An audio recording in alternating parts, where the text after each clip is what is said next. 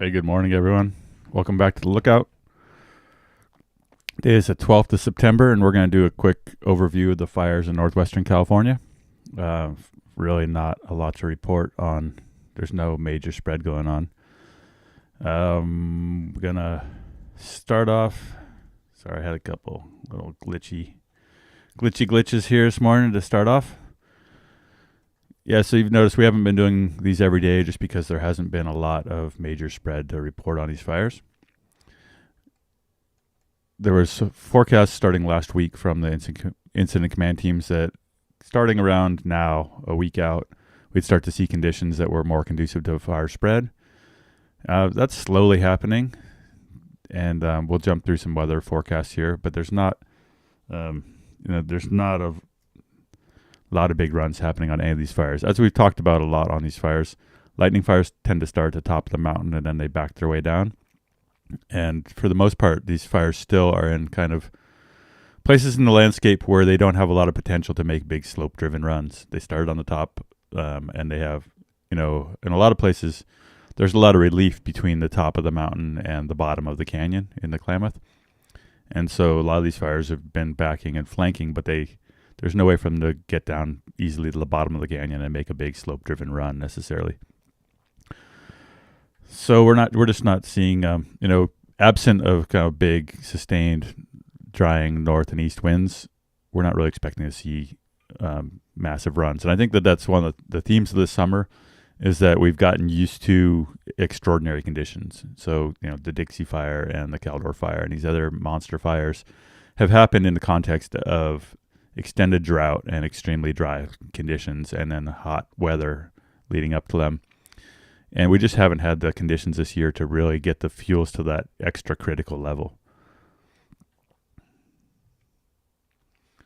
So we're going to jump in here and start with the Pearch Fire. The fires to the south, the Lone Pine Fire in Hoopa, the South Fork Complex. South of that, really, there's not a lot to report there. We'll start off here with Perch. As we've been covering here for the duration of this fire, it got established down here low in watershed. There's people who live at the bottom. And so over the course of the first couple of weeks and kind of leading right up to our big rain event around the first of the month of September, a hand line was put in and a major firing operation kind of slowly unfolded that brought fire down this ridge above in Perch Creek. That's now not showing any heat at all on the infrared. There's a bit of heat on this kind of north side of Perch Creek where there's slowly been some more firing done.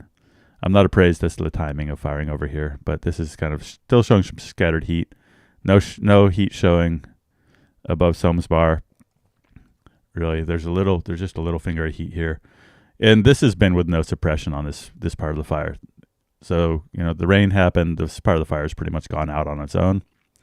We got some little scattered pockets here. There were some runs here where the fire kind of crossed this drainage and made a slope, what we call a slope reversal. It backed down into the canyon and then is able to run up the slope. So there's still a little bit of intense heat from that. The most active part of the Perch Fire here is on the backside in Butler Creek.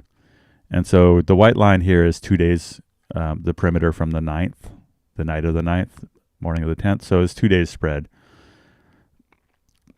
So we've got some active little patches here in the upper watershed, or kind of right along the ridge, and then decent sized patch here, maybe 100 acres of scattered heat and intense heat as the fire's backing down into Butler Creek. A good friend of mine, Will Harling, lives right down here at the bottom.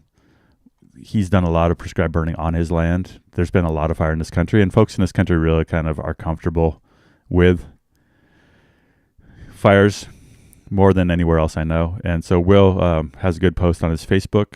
If you check out the Orleans and Salmon River Complexities Facebook page, there's a lot of great kind of community scale blow by blow. And Will says that he's not really worried about this fire right now, that the fire is cleaning up snag patches from previous fires that have burned out in here.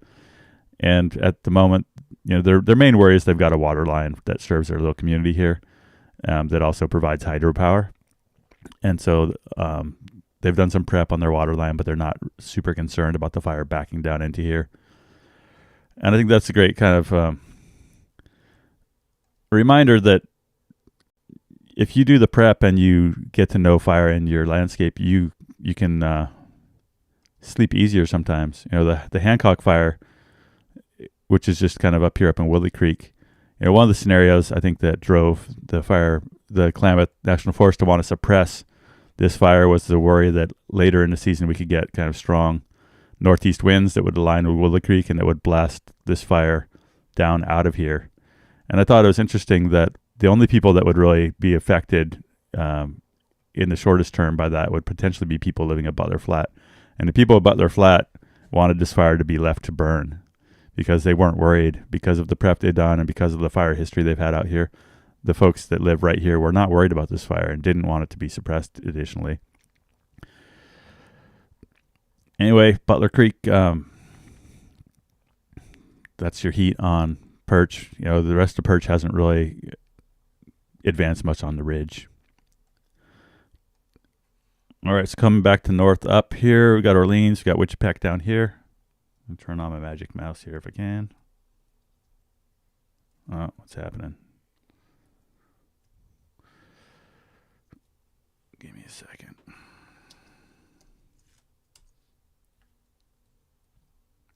There we go. So we got Wichipec in the bottom, Orleans up here.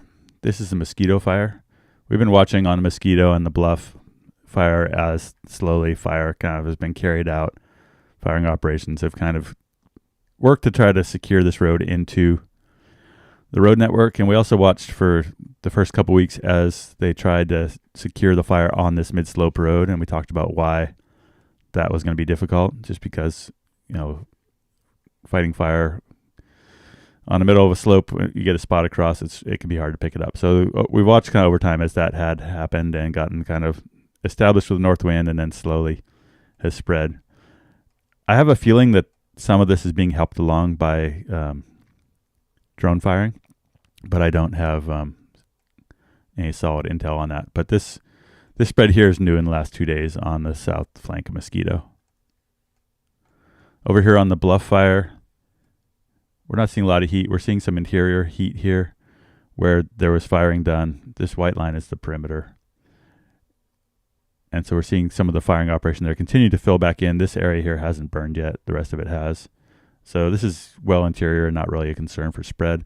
There's a little bit of new fire outside of their kind of containment box here on the south flank.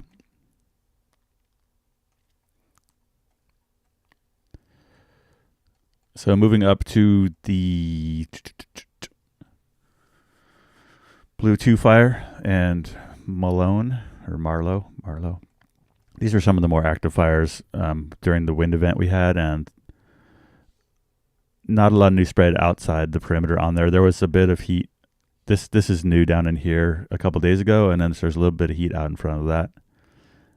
And then this fire here, I think, was the Copper Fire, and it kind of squirted out during the north wind event and actually burned to the north during the north wind.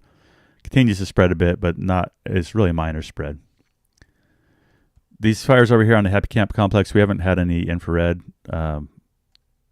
since I don't think I've grabbed the infrared from this. It didn't show up today in time for me to use, and so this perimeter is, I think, 2 days old.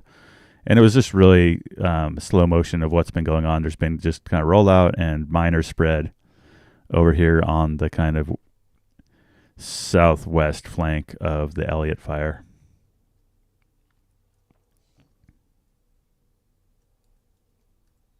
Sorry, I had to be able to see any comments here.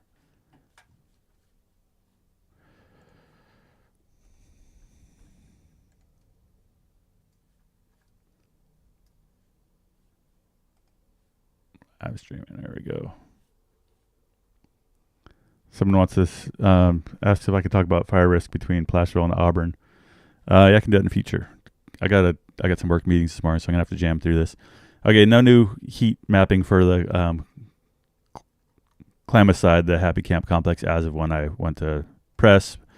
But I wanted to show just a couple days ago. This was the U fish is back down almost all the way down to the river. They've been helping it along. We expect really moderate to low intensity fire effects from this, what we call good fire. And the,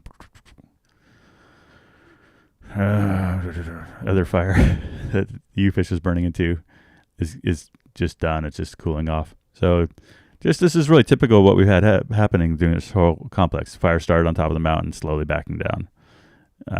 Little small runs, but no potential for it to really rip up the hill. You know, if it crosses down here at the bottom of the watershed, it could make a slope-driven run up out of here with some north wind, but it's pretty sheltered in there from the landscape scale winds, and we just haven't seen a lot of real slope reversals, in part because the conditions are so mild that there's just not a lot of potential for spotting, or if you do get kind of torching of trees, the embers are landing in a fuel bed that's not receptive to becoming a new fire. So coming up here to Gasky, this fire's also just really been not doing a lot for weeks, right? Like this fire was barely doing anything when we had a wind event before the rainstorm, and then since the rainstorm, a lot of this fire has either been easy to put out or has just gone out by itself. So there's a little bit of firing going on. Looks like out in here where it's a little hard to see, the white line is what's already burned. It's a little bit of heat. There's been some firing on this kind of southwestern edge of the fire. Really no heat spreading anywhere else. There's some heat on the north end here where they're up in the Oregon side where they're slowly continuing firing operations here out this road system.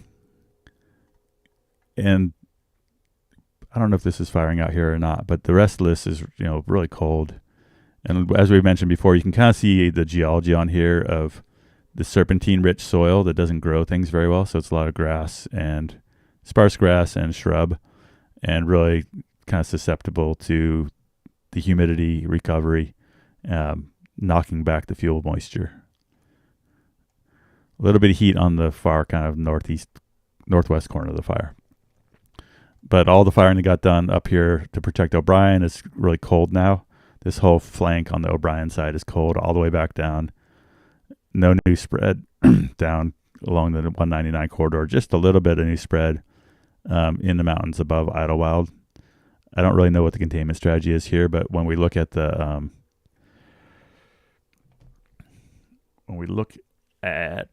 fire history,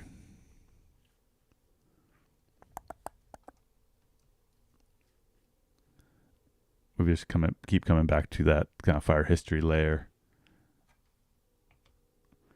where on this flank of the fire we have this later fire right up against a lot of this area. So not a lot happening to report on this fire in general. Still a little heat as the fire backs down to 199.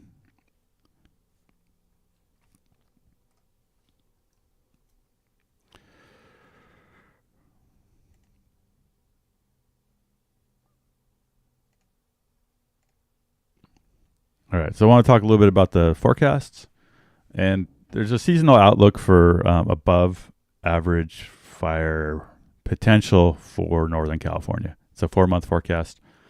And I read it with a little bit of kind of suspicion, just in that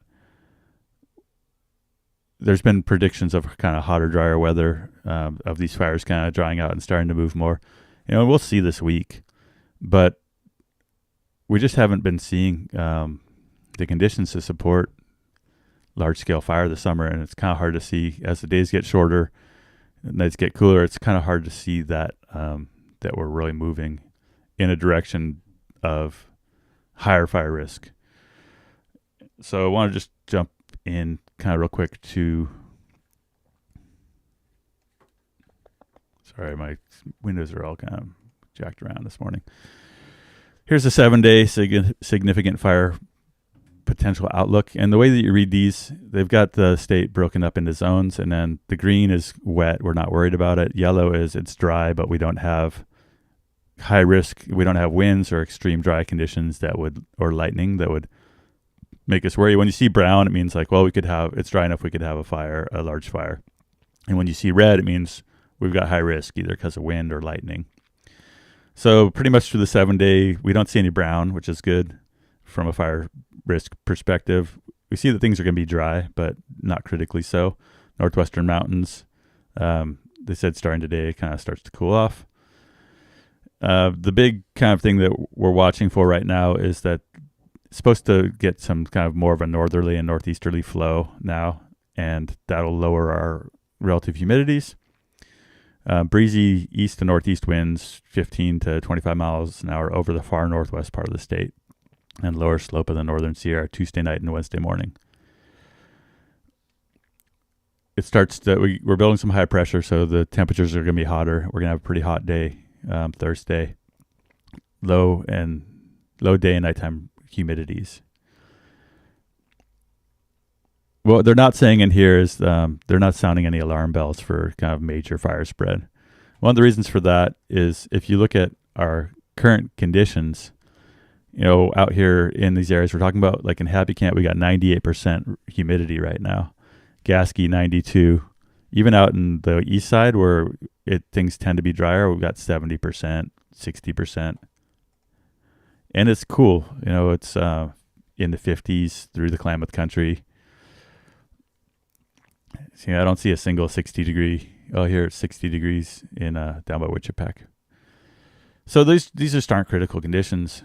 And even with wind, we've still got moist conditions. We've been hearing that it's, one reason you don't see more firing operations going on these fires is just that the conditions haven't been conducive. Maybe you get a couple hours a day where the fires really are going to spread, but they're not really conducive right now to burning. So it's kind of ironic, I think, that, if we were doing a prescribed fire event right now, we'd get stuff to burn, but it wouldn't be ideal. It wouldn't be really dry enough for us to actually put fire on the ground to consume the amount of fuel we'd want to kind of make a significant impact on it. So basically what it's telling me is like we're either in or moving into a good window for prescribed burning. The north wind is something you can work around, right? You don't light right on the cusp of a big north wind forecast. But there's some places out there where the north wind is going to bring the drying that we need. So oftentimes we get an event like this one in the beginning of September, and that brings us, a half inch of rain or something. And then we can't actually get things to burn until we get several days of dry north wind. And so it can be difficult because if you're doing a large prescribed fire or you have a bunch of people rallied to come out and do a burn, we look at getting strong north winds this time of year, and then you get a red flag warning for Sonoma County, which is, over 200 miles away from the Klamath. But because there's red flag warnings somewhere in Northern California, oftentimes it's difficult to get permits to burn even 200 miles away in canyons that are not receptive to burning. So it's a tough thing about this season is that the conditions that you need to create a good burning window often are the same conditions that kind of raise public concern and get the news stations in the Bay Area kind of plastering their weather page with these big red flag warning, critical fire danger kind of messaging that may be appropriate for, the North Bay, but it doesn't mean that we're in danger in the Klamath. So, we talk a lot about what's it going to take to get more prescribed fire on the ground. And part of that is building that literacy around the subtlety of weather and the fact that some places that dry north wind is going to actually put us into a better position to burn the Klamath under conditions that meet our objectives. I don't have a lot to report on the Oregon fires. There's not a lot of spread going on there, and not enough that we can really take the time to cover them right now. As with all the stuff, if things start to pick up, we'll have more detailed coverage. So we'll be doing the live stream as we can here. If there's new things to report, I encourage you to check out our website, thelookout.org, where we've got, we're kind of going through and recycling some of our older material and making it available. We've got a lot of content buried in there. Wanted to promote our coverage of the Dixie Fire, which, looking back on, we're proud of. If you go through that day by day, you get this picture of that fire that you probably won't get anywhere else. And there's a lot of amazing stories and interesting things to think about in how the Dixie got fought and how it burned and why it did what it did. So with all of that, when you support the Lookout, you're supporting us, investing in kind of going through all of our archive and packaging it into new stories. So we've got a lot of content, and a lot of the time it's just a matter of us having the time and resources to wade through it and make some new stories. So we appreciate your support. Thanks for supporting the Lookout. You can buy merch and make donations on thelookout.org. Have a good day, everyone.